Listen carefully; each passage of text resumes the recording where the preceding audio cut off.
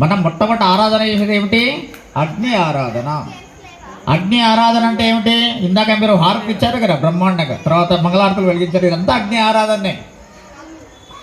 మనము ఏ పని అయినా శుభకార్యమైన ప్రారంభం చేసే ముందు ఏం చేస్తామంటే దీపారాధన చేస్తాం. చేస్తామా? దీపాన్ని ముట్టేయడం మనం ఏమంటాం? దీపారాధన అంటే దీపాన్ని కూడా ఆరాధిస్తాం. గుట్టు పెడతాం, దీపానికి పసుపు పెడతాం.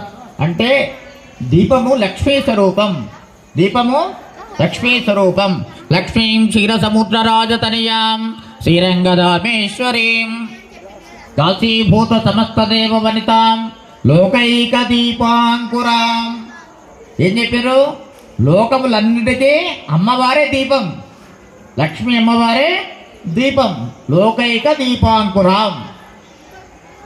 కాబట్టి లక్ష్మీ స్వరూపం దీపం. కాబట్టి ప్రతి